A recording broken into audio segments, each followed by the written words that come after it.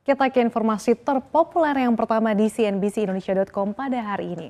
Dari informasi internasional di mana jet Rusia dikabarkan membombardir daerah dekat kota Idlib, Suriah pada Minggu 2 Januari 2022. Serangan ini dikabarkan untuk menargetkan oposisi pemerintah Presiden Bashar al-Assad yang didukung Rusia.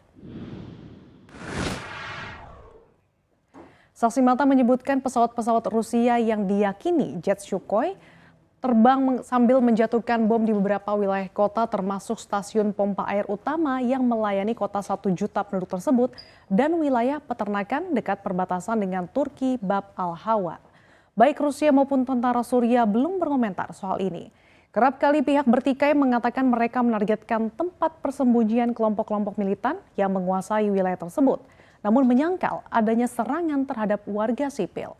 Sebelumnya pada 1 Januari lalu serangan juga terjadi di kamp-kamp pengungsian darurat yang menampung ribuan keluarga terlantar di dekat Jisr al-Chukur, barat Idlib.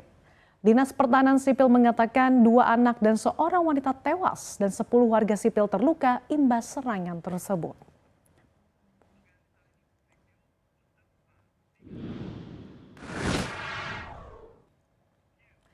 Kita ke informasi berikutnya. Bagi Anda penerima vaksin Sinovac, kemungkinan akan membutuhkan 2 dosis booster vaksin agar tubuh memiliki perlindungan terhadap COVID-19 varian Omicron.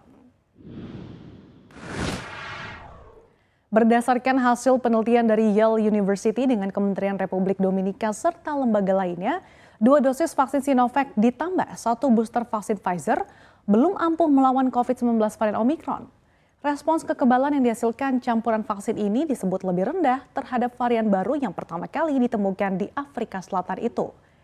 Meski penelitian ini sudah dipublikasikan di jurnal online Medrix, namun belum ditinjau oleh rekan sejawat ahli kesehatan lainnya.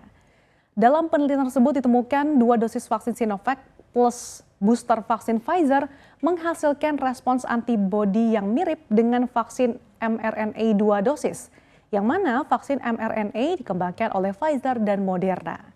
Penelitian tersebut mengungkap campuran vaksin itu menghasilkan tingkat antibodi terhadap Omicron sebanyak 6,3 kali lipat lebih rendah jika dibandingkan dengan COVID-19 varian awal dan 2,7 kali lipat lebih rendah jika dibandingkan dengan varian Delta.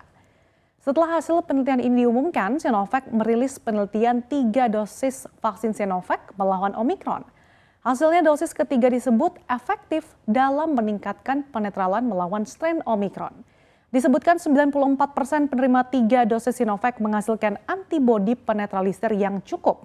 Namun Sinovac tidak merinci tingkat antibodi seperti apa yang dihasilkan oleh 3 dosis Sinovac tersebut.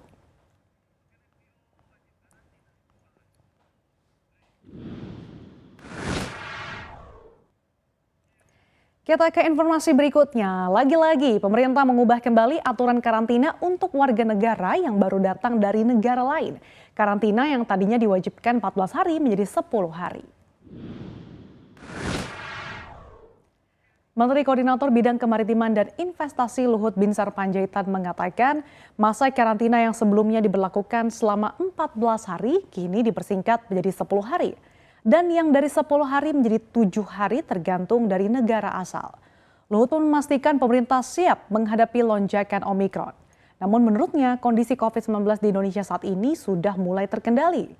Meski demikian ia meminta masyarakat tetap meningkatkan kewaspadaan dan berhati-hati. Meski demikian Menteri Koordinator Bidang Perekonomian Erlangga Hartarto mengatakan pemerintah akan tetap memperketat pintu masuk para pelaku perjalanan luar negeri. Nantinya setiap pelaku perjalanan luar negeri yang masuk melalui pintu tersebut wajib melalui karantina.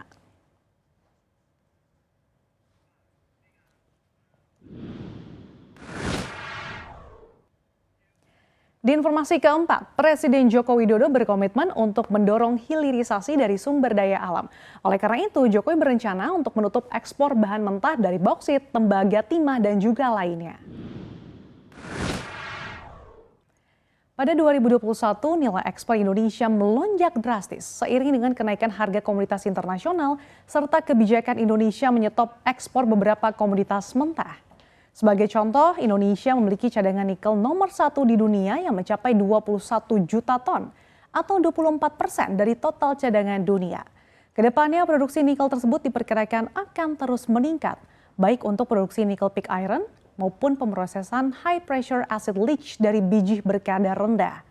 Peningkatan nilai tambah dari biji nikel menjadi produk ferronikel sebanyak 14 kali dan jika menjadi balut stainless steel akan mencapai 19 kali.